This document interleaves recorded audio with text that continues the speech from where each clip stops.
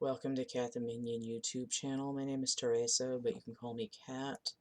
This is going to be a card of the day for 323.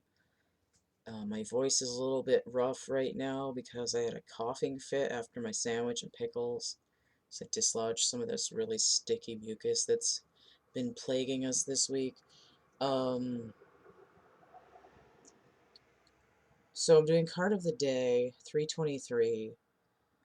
The month of March, with the number 3 on it all month, skews towards something going on with feminine energy because 3 is the Empress number. 21, no wait, not 21, 23 is kind of interesting because it's 2 past the end of the tarot journey. It's like going all the way back around and then back up to the High Priestess, which is interesting in that fact because it combines to 5, which is the Hierophant. And for me, the Hierophant is the 2 and the 3 together, the High Priestess and the Empress, at least in terms of feminine energy. The masculine gets there with the Emperor and the Magician. But I'm going to get a card out and we'll see what's going on here. I'm using this Radleigh Valentine Angel Deck. Mine's trimmed. Waiting for the motorcycles to go by.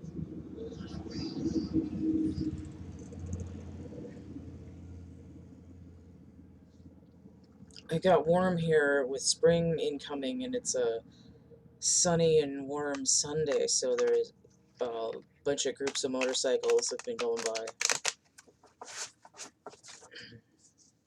I think it's safer if they ride in packs, because if you have like one motorcycle between a bunch of cars, it gets kind of dangerous. Okay. So I have 2 that chucked out as a pair, so we'll take them.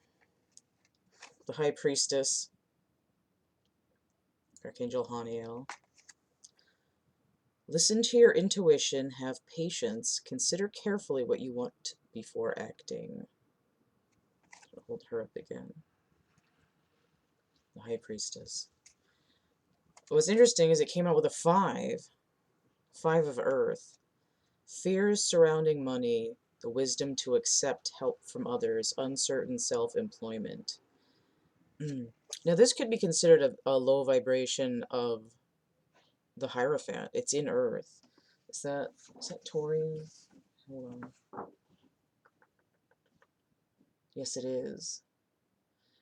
Traditionally, if I could talk, traditionally Mercury in Taurus, although I've reassigned it Uranus energy.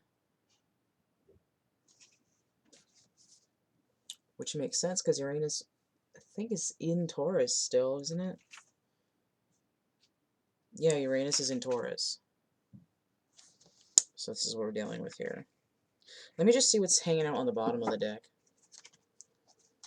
I was going to squee if it was a 3.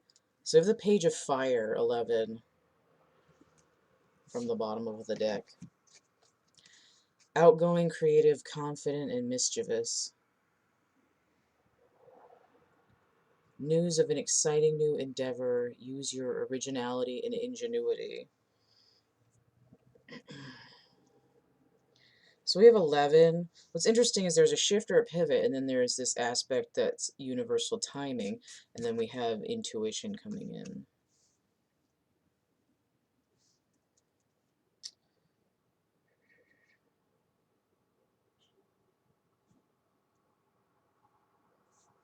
It's like the answer to the fear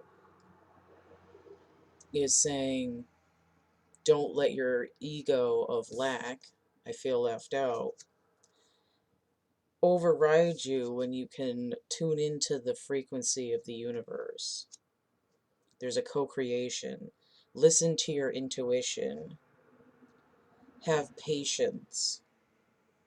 You know, if you're fearful and uncertain, don't just flap around like Kermit in that GIF. You know, it's like sit in the energy and mull it over. This is like I'm like gentlemen, start your engines. Like my engine's going. Now what? I'm chomping at the bit. I'm ready to go. but it's like, it's also, I thought my thing froze for a second. It's also giving me this, like, someone's coming energy.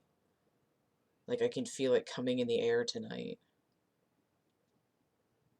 Um, and it some of this, traditionally, High Priestess is ruled by the moon.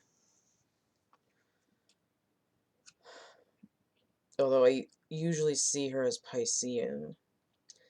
But here I do feel that moon energy for this reading. The it's like this, the secrets are filtering out. That's part of the creativity, the originality. Like, I have a new idea. Let me see what I gave the Page of Fire for energy. Also Uranus energy. Okay. So a little bit like the Fool, but it's more like, it's not like you have to take a giant leap. It's more like, put on your outdoor pants. Something's about to happen. I do see this totaling 16, which is a tower moment.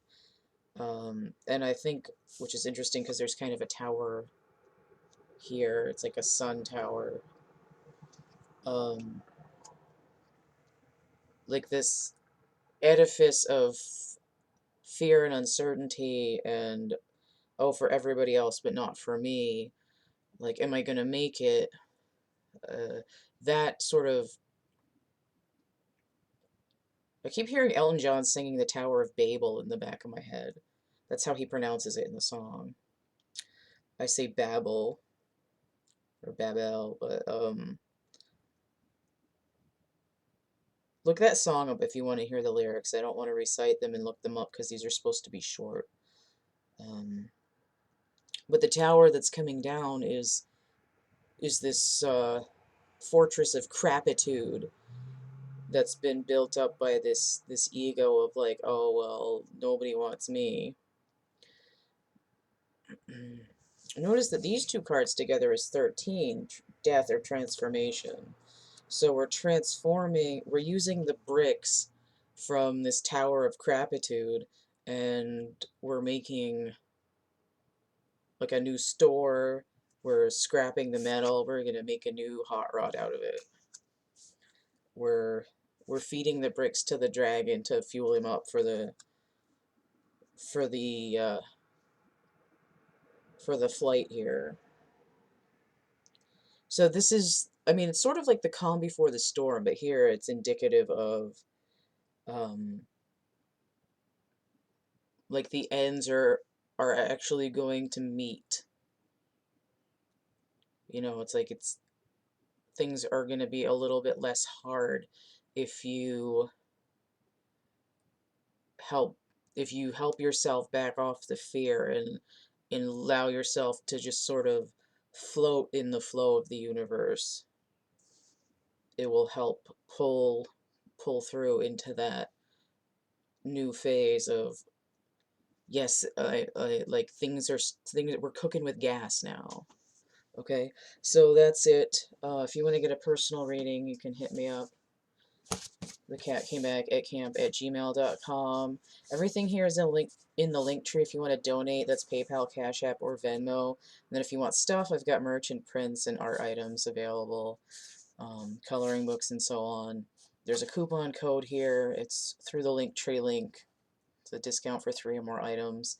Some items I'm donating percentages of to charity, and when I can afford it, I'll be donating a higher percentage.